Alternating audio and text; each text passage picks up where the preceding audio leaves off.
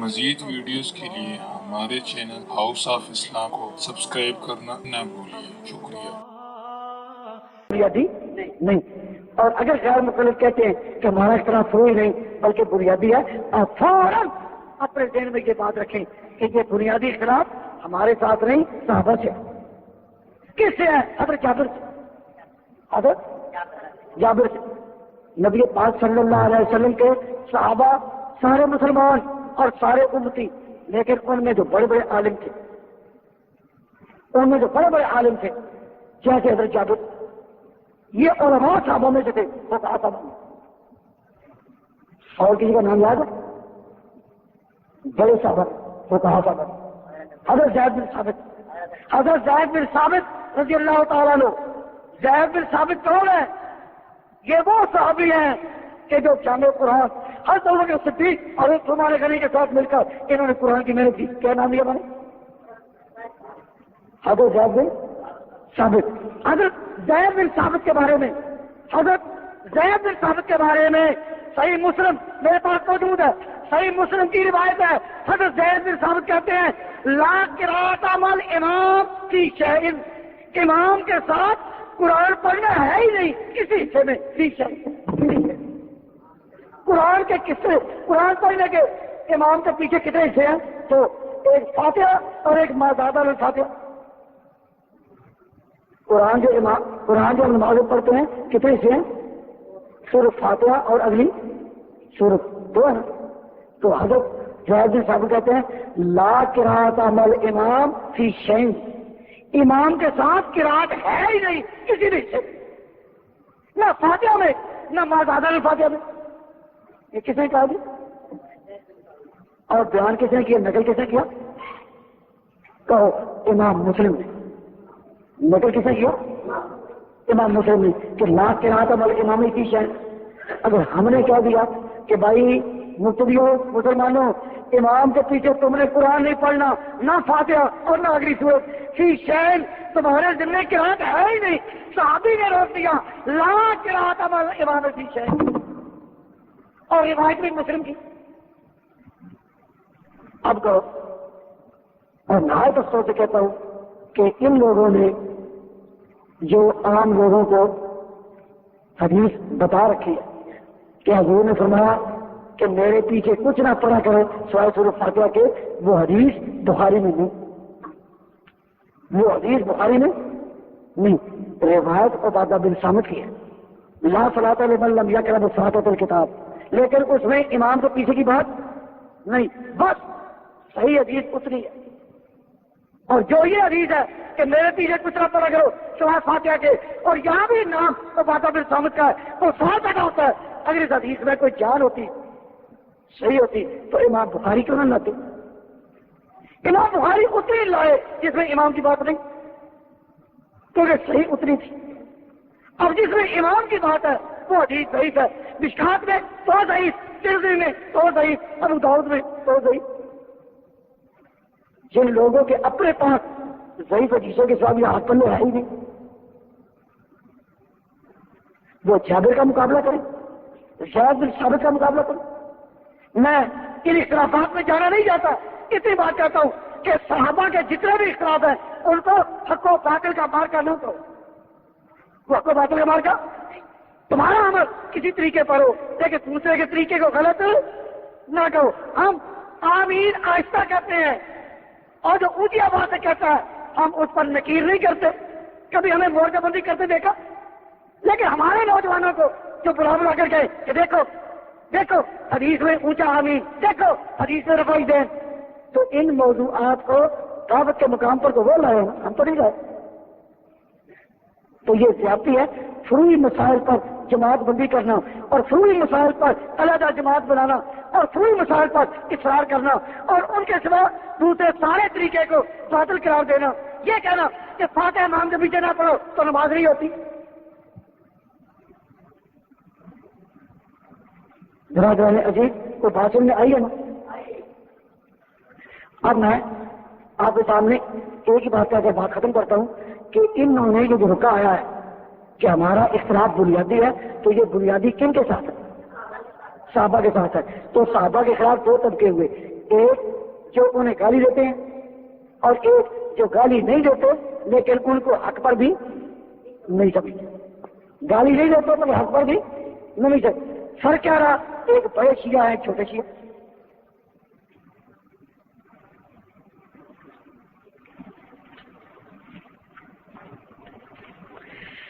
اور ہمارے کرام فرماتے ہیں کہ امام کے پیچھے قرات پڑھنی کیا ہے؟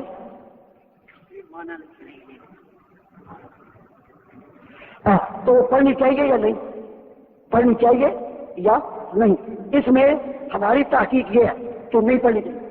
لیکن جو پڑھنے والا ہے اس کو تم برا نہ کہو.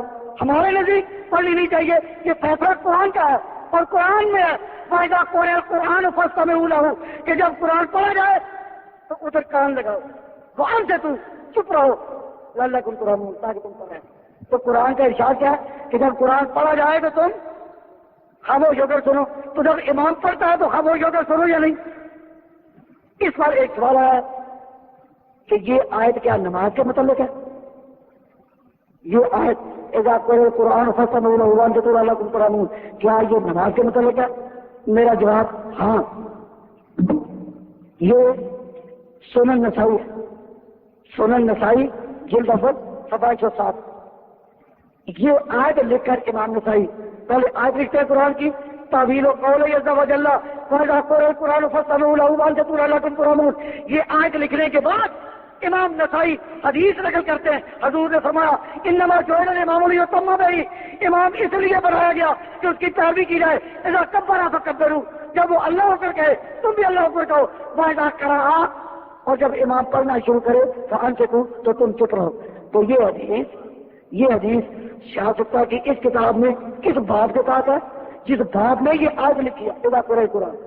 معلوم ہوا کہ محدثین کے نزدیک یہ آیت ہے ہی نماز کے بارے میں اور ہے اس لیے کہ امام کے پیچھے تم نے پڑھنا نہیں.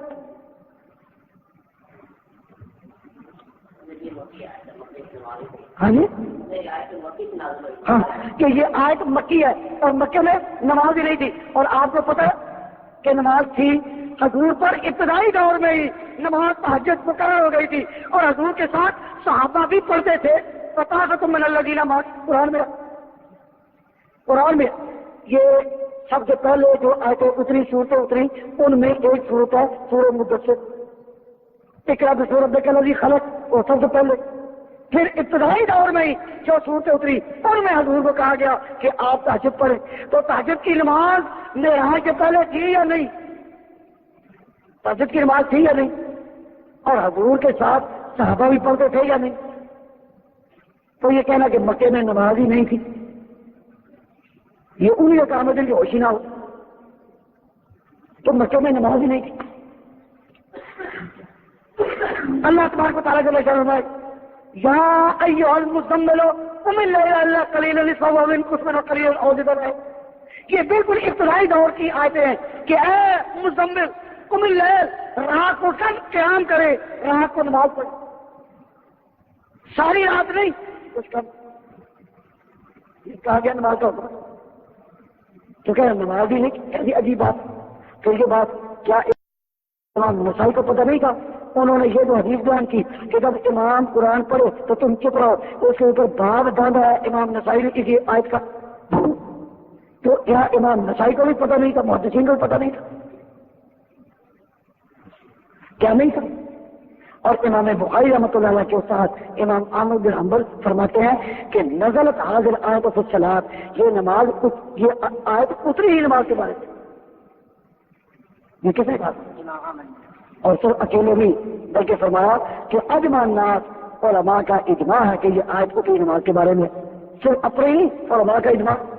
بھائی یہ بات میں آپ سے پھر کہہ رہا ہوں کہ میرا مقصد آپ کو سمجھانا ہے کہ آپ اس گاؤں میں اس چک میں یہ پرانی مسجد ہے اور اس میں جو لوگ نماز پڑھتے ہیں وہ اہل سنت جماعت کے طریقے پر اپنے طریقے کے سوا باقی صحابہ کا جو طریقہ تھا اس کو باطل نہیں کہتے.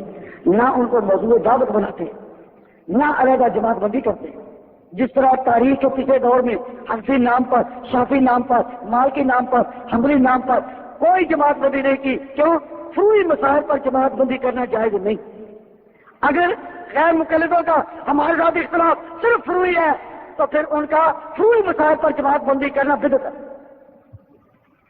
اور اگر اصولی اختلاف ہے، اگر ان کا اختلاف اصولی ہے تو آپ بھی ان سے بچے جن کے اختلاف اصولی ہو، پھر آپ بچے۔ برادران عزیز، یہ تو میں تقریر سو رہی ہوں نہیں سو رہے؟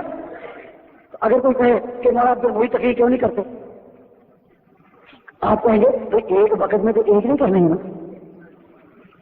اب یہ سوال کہ یہ کیوں نہیں کرتے، یہ سوال جائز ہے، ٹھیک ہے، کیوں؟ تو یہاں یہ سوال یہ کیا کہ تقریر ایک امام کی کیوں کرتے ہیں؟ بھائی ایک وقت میں ایک مسئلے میں تو ایک ہی کریں گے۔ یعنی یہ سوال کیا کہ پہلی تقریر جو امام وہی کیا کرتے ہیں اور کیوں نہیں کرتے؟ بھائی ایک مسئلے میں ایک وقت میں تو ایک ہی کریں گے، دوسرے کر ہی نہیں سکتے۔ یہ بھی سر کہ میں بھی تقریر کروں، آپ یہ کیوں نہیں کرتے؟ ایک وقت میں تقریر ایک ہی کرے گا تو ایک میں آپ تقریر ایک ہی نام بھی کریں گے نا، یہ تو نادانی ہوگی۔ کسی نے کہا جی نماز میں ہاتھ باندھ لیں، آپ نے کہا ناف کے نیچے، ہاں صحابہ باندھتے تھے، ناف کے اوپر صحابہ باندھتے تھے، جینے پر صحابہ باندھتے تھے، بقول امام ترمذی کے کل ذالک کا واضح تھے۔ علم میں سے کسی ایک طریقے کو غلط ہے تو جو کہے کہ ناف کے نیچے ہاتھ باندھنے والے خلاف سنت ہے، غلطی ہوئی ہے نا، ان سے تو غلطی ہوئی۔ اب ایک آدمی کہتا ہے کہ نہیں دو طریقوں کو چھوڑو، ایک طریقے پر کیوں؟ ان سے پوچھا دو طریقے کیسے کہ ایک ناف کے نیچے باندھ لے اوپر، کیوں نہیں دونوں طریقے جوڑ لیں؟ اللہ کے بندو جو صحابہ کا طریقہ ہے وہ ایک ہے، کسی ایک پر چلو، یا ہاتھ یہاں ہے یا یہاں ہے یا وہاں ہے، لیکن یہ نہیں ہے کہ ایک اوپر ایک نیچے۔ یہ جو کہا نا کہ ایک امام کی تقریر کیوں کرتے ہیں، بندہ خدا یہ عملی طور پر پوائنٹ آف ویو جو ہے نا، عملی طور پر جو لکشہ ہے اس کے مطابق آپ دیکھیں کہ ایک شخص نماز پڑھنے لگا، مولانا اسے وضو کیا نماز پڑھنے کے لیے، اس کو لگ گیا کہیں کانٹا، جب کانٹا لگا تو خون بہ گیا، خون بہنے لگا۔ اب خاص موسم سردیوں کا تو وضو کیا تو بڑی مشکل۔ اب شیطان بات دل میں ڈالتا ہے کہ مولوی صاحب وضو پھر نہ کرنا پڑے، مصیبت ہے، تو شافی بن جاؤ۔ امام شافی کا مذہب ہے کہ خون نکلے بہ جائے وضو نہیں ٹوٹتا، اور امام ابو حنیفہ رحمۃ اللہ کی تحقیق یہ کہ ٹوٹ ہوتا ہے۔ اب اس کا وضو خون جب بہ گیا تو وضو سردی میں وضو کرنا مشکل تھا، اس کے جی میں آئی کہ چلو شافی ہو جاؤں، میں شافی ہو جاؤں، وہ شافی بن گیا۔ اب آپ بتائیں وہ شافی بنا سہولت کی خاطر یا قوت دلیل کی وجہ سے؟ تو دوسرے مذہب پر عمل ہو سکتا ہے قوت دلیل کی بنا پر، سہولت کی خاطر نہیں۔ اب وہ جو شافی بن گیا تو سہولت خاطر یا قوت دلیل کے؟ اب نماز جو پڑھنی شروع کی تو آندھی آ گئی، جب آندھی آئی تو اسے چادر باندھی ہوئی تھی، تو چادر بھی جب اڑی تو چادر سنبھالتے اس کا ہاتھ لگ گیا سطر پر، جان کر تو نہیں لیکن لگ گیا۔ اب شافی مذہب یہ ہے کہ سطر پر ہاتھ لگ جائے، سطر کو چھوڑے تو وضو نماز بھی گئی۔ اب اسے خیال آیا کہ حنفی بن جاؤں، کیونکہ حنفی مذہب میں نماز نہیں ٹوٹی، پھر وہ حنفی ہو گیا۔ اب آپ ہی اندازہ کریں اور خدا را بتائیں کہ یہ دین ہے یا کھیل؟ کہ جب ذرا سہولت نظر آئی شافی، پھر سہولت نظر آئی تو حنفی ہو گیا۔ اس لیے ایک امام کی تقریر ہے کہ لوگ اپنی سہولت کے لیے اور اپنے نفس کو خوش کرنے کے لیے، آزاد رہنے کے لیے، سہولت مہیا کرنے کے لیے بدلتے پھرے۔ ہمیں لندن میں سب سے بڑا مشکل کام یہ ہوتا کہ سفر میں نمازیں، یا تو سفر میں آئے، رستے میں کوئی گاؤں آ جائے تو مسجد میں نماز پڑھ لیتے ہیں، لیکن لندن میں جب چل رہے ہوں تو میلوں کے فاصلے پر کوئی مسلمان بھی بستے نہیں، اور سڑکوں پر ہم نماز پڑھیں، سڑکوں پر نماز پڑھیں تو وہاں کے لوگ مذاق اڑاتے ہیں۔ تو جہاں نماز پڑھنے کی رستوں میں پڑھی مشکل ہوتی ہے. میں ایک کار میں جا رہا تھا نماز پڑھنے، نہیں سفر میں، تو ایک نماز تو پڑھ لی، ہمارا وضو تھا، زور کی نماز پڑھ لی. ایک ساتھی کہنے لگا کہ جی عصر کی نماز بھی ساتھ ہی نہ پڑھ لیں. میں نے کہا کیسے؟ کہنے لگے کہ امام شافعی کے مذہب پر تو ہو جائے گی نا. میں کہا امام شافعی عالم ہے، امام ابو حنیفہ عالم ہے، لیکن شریعت والا صرف ایک ہے اور وہ پیغمبر ہے. ان بزرگوں نے جو شریعت بیان کی اسی پیغمبر کی، خود اپنی طرف سے کسی مسئلے کو بنانے کا اختیار نہیں ہے. اب دو امام ہیں، تم کسی کی پیروی کرو لیکن یہ نہ کرو کبھی اس کی کبھی اس کی، اس سے بالکل کھیل بن جائے گا. اب تم تو کہہ رہے ہو کہ عصر کی نماز ساتھ پڑھ لیں. ایمانداری سے بتاؤ تمہارے نزدیک وضو کی دقت ہے یا مسئلہ اس کی روح سے ہے کہ دونوں نمازیں جوڑنی ٹھیک ہے؟ کہ مسئلہ تو یہ نہیں کہ دونوں نمازیں، وہ تو قرآن کا فیصلہ ہے. ان صلاۃ کانت علی المؤمنین کتاب موقوتا کہ نماز بقاعدہ وقت میں کر رہے ہیں. اب تو میں جو کہہ رہا ہوں کہ دونوں پڑھ لیں سہولت کی خاطر، تو میں نے کہا یہ مسئلہ ہے کہ سہولت کی خاطر امام بدلنا، سہولت کی خاطر فقہ بدلنا کہ دین کو مذاق بنا دینا. ہاں تحقیق کے لیے ہو، تحقیق کے لیے اور کوئی چارہ کار نہ ہو. یہ مسعود الخبر کے مسئلے میں حنفی فقہ میں امام مالک کے قول پر فتویٰ ہے. یہ کیوں؟ اس کی قوت دلیل کی وجہ سے. تو دوسرے امام کی بات کو ماننا حرج نہیں، لیکن قوت دلیل پر ہو، سہولت کے لیے نہ ہو کہ وضو کرنا پڑے تو شافعی ہو جاؤ اور آندھی آ جائے تو حنفی ہو جاؤ.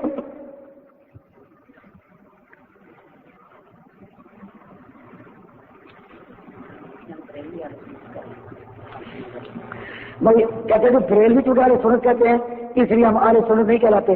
تو شیعہ اگر اپنے آپ کو مسلمان کہتے ہیں تو ہم مسلمان کہلانا چھوڑ دیں گے تو پھر شیعہ کہتے ہیں. وہ شیعہ اگر اپنے آپ کو مسلمان کہیں تو ہم مسلمان کہلانا چھوڑ دیں گے. یہ چونکہ وہ کہتے ہیں تو یہ بھی جواب ہے کہ چونکہ بریلوی اپنے آپ کو اہل سنت جماعت کہتے ہیں اس لیے ہم نہ کہیں. میں عرض کرتا ہوں کہ صحابہ کو ہم چھوڑ نہیں سکتے. اگر اہل سنت ہے تو بھائی جماعت بھی، اگر غیر مقلد بھی صحابہ کو مانتے ہو تو اس طرح تو ان کا نام بھی تو اہل حدیث والجماعت ہوتا ہے. تو یہ پھر صحابہ کو اپنا پیشوا مانتے ہیں. تو اگر یہ کہیں ہماری ہمدردی سپاہ صحابہ کے ساتھ ہے تو یہ کہنا اوپر اوپر جو ہوئے دل سے.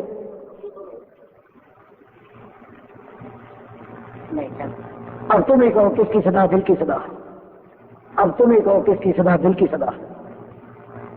میں تو آپ کے سامنے اس وقت کسی آیت کی تفسیر نہیں کر رہا، میں تو آپ کو دین کے کچھ بنیادی اصول سمجھا رہا ہوں. بنیادی اصول کہ ہمیں نبی پاک صلی اللہ علیہ وسلم جو دین ملا وہ کن کے ذریعے ملا؟ صحابہ کے ذریعے. تو صحابہ کے بارے میں ہمارا ایک بنیادی عقیدہ ہے اہل سنت جماعت کا. کیا کہ صحابہ سارے ہی حق پر ہیں، سارے عادل ہیں اور سارے حق پر ہیں. میں ایک مثال دیتا ہوں. بھائی یہاں کوئی دکاندار ہے، حاضرین ہے نا بیٹھے ہیں. میں ایک بار آپ سے پوچھتا ہوں دکھا چکا ہے اچھے برے دونوں. اچھا چلو بھائی تاجروں کی بات رہی، حکمرانوں کی بات ہو، حکمران سارے عادل ہیں یا اچھے برے دونوں؟ سب اچھے برے پڑھنے والے سارے یا اچھے برے؟ میں طالب علموں میں وہ سمجھے اچھے برے دونوں. اور ڈاکٹر پورے توجہ سے علاج کرنے والے یا لاپرواہی کرنے والے اچھے برے دونوں ہیں، اچھے سارے. آپ کہیں گے کہ سب کے نام لیے پر اپنا نام نہیں لیا مولویوں کا. تو میں مولویوں سے پوچھتا ہوں مولانا مولوی سارے اچھے یا اچھے برے؟ سچی بات ہے نا، بولو اچھے برے دونوں. تو تاجروں میں بھی اچھے برے دونوں، مولویوں میں بھی اچھے برے، طالب علموں میں بھی اچھے برے، حکمرانوں میں بھی اچھے برے، ڈاکٹروں میں بھی اچھے برے دونوں. انسانی سوسائٹی کے ہر طبقے میں یہ تقسیم چلتی ہے اچھے اور برے. صرف اصحاب رسول ہے کہ سب اچھے ہیں یا اچھے اور برے کی تقسیم. صحابہ سارے اچھے ہیں یا اچھے اور برے کی تقسیم نہیں. اور اللہ تعالیٰ نے یہاں قاعدہ بدلا انسانی سوسائٹی کے ہر طبقے میں اچھے برے کی تقسیم تھی، لیکن اصحاب رسول میں خدا نے یہ تقسیم ہونے نہیں دی. کیوں؟ یہ نبوت اور مصطفیٰ کے جواب. تو صحابہ سارے ہی اچھے، یا اچھے برے کی تقسیم نہیں. ایک جگہ روکا بھیج دیا کہ لگے جی امیر معاویہ رضی اللہ تعالیٰ نے اور حضرت عمر کیا دونوں ایک درجے کے تھے؟ میں نے کہا صحابہ سارے اچھے اور کسی کو برا نہیں کہنا. انہوں نے کہا کہ صحابہ میں امیر معاویہ اور حضرت عمر رضی اللہ تعالیٰ عنہ دونوں ایک ہی درجے کے تھے. میں نے کہا تم بتاؤ کہ سارے ستارے ایک جگہ چمکتے ہیں؟ ستارے کو چمکتے ایک جگہ یا کوئی تیز کوئی دن؟ تو حضور نے اپنے صحابہ کو ستارے کہا یا نہیں؟ معلوم ہوا چمک ہر کسی کی اپنی اپنی. ان کا مقابلہ نہ کرو، ان کا مقابلہ چمک ہر کسی کی اپنی اپنی. جو حضرت عمر کی شان اپنی جگہ، اپنی معاویہ کا مقام اپنی جگہ. حضور نے صحابہ کو کیا کہا؟ ستارے. جب ستارے کہا تو معلوم ہے چمک اپنی اپنی دے گی اس سے روشنی. ستارے کوئی ہو ملے گی اس سے روشنی، اندھیرا کسی سے بھی ملے گا، کسی سارے سے اندھیرا ملے گا. تو صحابی کوئی ہو اندھیرا نہیں ملے گا. ہر صحابی جو ہے ہم اس کو آنکھوں میں تارا سمجھتے ہیں، اپنا نام رکھتے ہیں اہل سنت والجماعت. جو جماعت کے ساتھ نہیں نہ وہ سنت پر ہے نہ حدیث. تو اگر ہمارے دوستوں نے تو نام رکھا ہوتا نا اہل حدیث بہت جماعت، تو شاید لوگ مغالطے پڑ جاتے، شاید صحابہ کو مانتے ہو نہ انہوں نے نام رکھا اہل حدیث. اور اگر آپ کہیں کہ جابر نے کیوں کہا کہ امام کے پیچھے فاتحہ نہ پڑھے تو نماز ہو جاتی ہے؟ جابر ہے نا، جابر جابر اور جابر ہے. اس زمانہ سے تو کسی صحابی کو جابر کہنے جائز نہیں کہ جابر. تو جابر ان کا نام ہے، جابر ان کا نام ہے. محدثین نے یہ نہیں کہا تو جابر کرنے والا جابر، یہ نہیں، جابر نام. تو جابر نے کہا کہ امام کے پیچھے الحمد نہ پڑھی جائے تو نماز ہو جاتی ہے. جابر ثابت نے کہا کہ امام کے ساتھ قرات نہیں کسی حصے میں بھی، نہ اول میں نہ دوسرے میں. اور اگر آپ پڑھنے کے لیے تیار آ گئے تو ہمیں کہتے ہیں کہ جب امام غیر موجود ظاہر کہے تو تم یا رک جاؤ، ساری فاتحہ نہ پڑھو، تم آمین کہو تو حدیث میں آمین کہو. ہمیں اس بھی نہیں پڑھی. اور مسجد میں اونچی آواز نکالنا کس کا؟ امام کا یا مؤذن کا. اونچی آواز نکالنا کس کا ہوتا ہے؟ امام کا یا مؤذن کا. اگر مقتدی اونچی آواز نہیں نکالتے، آمین آہستہ کہتے ہیں، آہستہ کہتے ہیں، کیا نقصان ہو گیا؟ صحیح بخاری نے لکھا کہ عطا کا قول کہ آمین دعا، کہ آمین دعا، آمین دعا. اور قرآن میں ہے کہ آمین کے دعا آہستہ کرو. بخاری میں کیا ہے کہ آمین دعا، اور قرآن میں ہے کہ دعا آہستہ کرو. تو اگر ہم نے آہستہ کہی تو ہم تم کو روکتے نہیں، لیکن تم آمین کیوں آگے کہتے ہو؟ اگر آمین آہستہ کرو گے تو تم باطل کرو. یہ سوال ہے کہ فقہ کی ضرورت کیا ہے؟ جواب: حدیثوں میں اختلافات بہت ہیں، ان اختلافات کو حل کریں گے. حدیث فقہ کی ضرورت کیا ہے؟ میں نے کیا جواب دیا کہ حدیثوں میں اختلافات بہت ہیں، اور اختلافات کو حل کرنے کے لیے فقہ کی ضرورت ہے.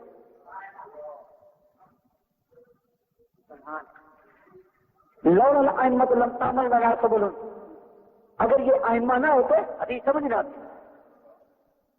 تو فقہا ہیں جنہوں نے دین سمجھایا اور بعد میں حدیث مرتب ہوئی. یہ آخری بات کہتا ہوں، اس کو دعا کریں گے. سب سے پہلا دور کس کا؟ پیغمبر کا، حضور کا. سب سے پہلے دور کن کا؟ حضور کا. حضور کے بعد دور کن کا؟ صحابہ کا. صحابہ کے بعد دور ائمہ مجتہدین کا، 4 اماموں کا. 4 اماموں کا دور کب ہے؟ صحابہ کے بعد. اور محدثین کا دور ان کے بعد. امام بخاری پہلے ہو یا امام ابو حنیفہ؟ امام مسلم پہلے ہو یا امام ابو حنیفہ؟ تو امام پہلے ہوئے ہیں فقہ کے 4 امام، جن کو کہا جاتا ہے مجتہدین: امام ابو حنیفہ، امام مالک، امام شافعی، امام احمد. تو جو امام احمد ہے وہ امام بخاری کے استاد تھے، تو مجتہدین پہلے ہو گئے حدیث کتابیں۔ ایک طالب علم مجھے آ کے کہنے لگا کہ جی امام ابو حنیفہ بخاری کے حدیث پر کیوں عمل نہیں کرتے؟ میں کہا اگر بخاری تھی نہیں، بخاری تھی نہیں اور لکھی بات نہیں گئی۔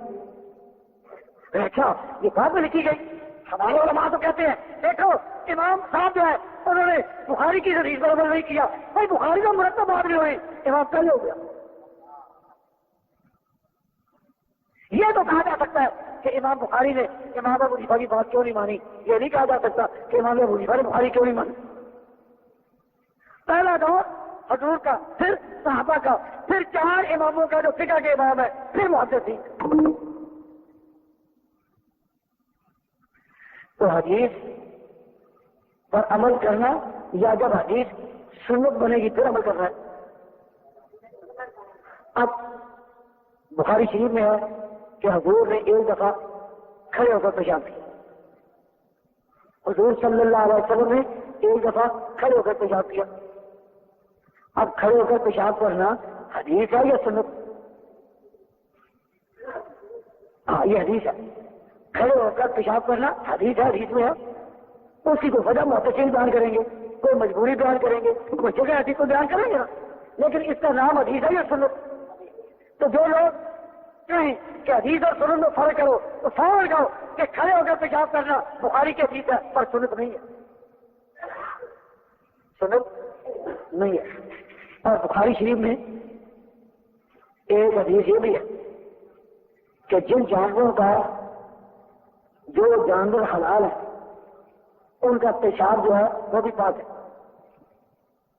پاک نہیں بلکہ وہ پینا جائز ہے۔ اب پیشاب پینا حدیث ہے پر سنت نہیں، پیشاب پینا حدیث ہے پر سنت، تو پینا کہاں لکھا؟ صحیح بخاری۔ محدثین اس کی تشریح کریں گے، ہمارے اساتذہ بھی کرتے ہیں، لیکن پیشاب پینا یہ حدیث ہے یا سنت؟ کھڑے ہو کر پیشاب کرنا حدیث ہے یا سنت؟ تم اہل سنت ہو یا اہل حدیث؟ تو حدیث جب تک سنت کا درجہ اختیار نہ کر لو عمل نہیں کرنا۔ تو جو لوگ حدیث کی کتابیں اردو پر عمل کرنے لگتے ہیں وہ 2 غلطیاں کرتے ہیں۔ ایک تو یہ حدیث پر عمل کے لیے حضور نے حدیث کا نام لیا اور سنت کا، سنت کا آخری وقت میں سنت پر چلنے کے لیے کہا یا حدیث پر؟ حدیث ایک علم کا ذخیرہ ہے، اس کے اندر سنت کی تلاش یہ علم کا کام ہے، فقہ کا کام ہے۔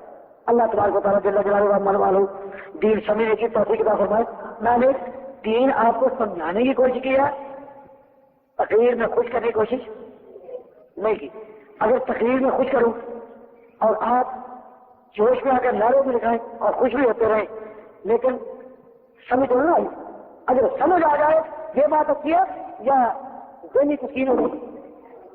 اگر سمجھ آ جائے انشاءاللہ العزیز آپ کا علاقہ پورے کا پورا صحابہ کے دین پر آ جائے گا، اور یہاں صحابہ کے دین کے خلاف جو بدعت جاری کی گئی اللہ تعالیٰ اس سے بچنے کی توفیق عطا فرمائے۔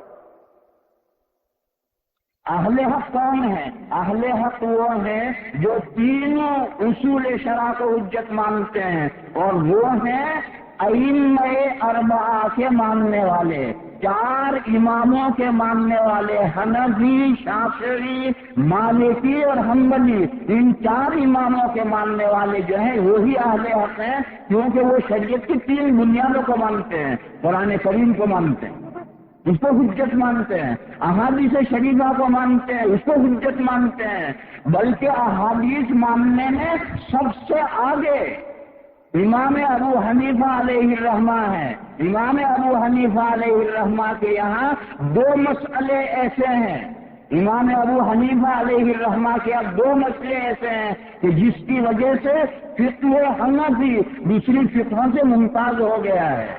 ایک ضابطہ تو امام اعظم کا یہ ہے کہ اگر کسی مسئلے میں صحیح حدیث نہیں ہے اور ضعیف حدیث ہے اور وہ بہت زیادہ ضعیف نہیں ہے، اس کا ذوق قابل برداشت ہے، تو ایسی ضعیف حدیث مجتہد کے اجتہاد سے مقدم ہے۔ اس حدیث کی موجودگی میں مجتہد اجتہاد نہیں کرے گا، جو کچھ حدیث میں آیا وہی مسئلہ۔ دوسرا قاعدہ ضابطہ امام اعظم رحمت اللہ علیہ کا یہ ہے کہ صحابہ کرام کے جو اجماعی فیصلے ہیں وہ تو اجماعی ہیں، وہ تو حجت ہیں، اگر ان کا کوئی انکار کرتا ہے وہ گمراہ ہے۔ لیکن صحابہ کرام میں اگر اختلافات ہوئے ہیں تو پھر مجتہد ان مختلف آراء میں سے کسی ایک رائے کو ترجیح دے گا، ان صحابہ کی رائے سے باہر نہیں نکلے۔ تو کسی مسئلے میں کسی صحابی کا ایک ہی قول ہے تو امام اعظم یہ کہتے ہیں کہ صحابی کے قول اور فتوے کی موجودگی میں مجتہد کو اجتہاد کرنے کا حق نہیں ہے۔ مجتہد پابند ہے کہ وہ صحابی کا قول لے، کیوں؟ ان صحابہ میں فرقات کا فرق لگ رہا ہے۔ صحابہ ہیں، ان کو شرف صحابیت حاصل ہے، انہوں نے اللہ کے رسول سے علم حاصل کیا ہے، براہ راست انہوں نے قرآن کریم اور دین کو سمجھا ہے، لہذا بعد کے مجتہد کا سمجھنا اور صحابہ کا سمجھنا ہم کا اللہ نہیں ہو سکتا۔ تو میرے بھائیو، یہ تین چیزیں ہیں، بلکہ ایک بات اور کھول دیں،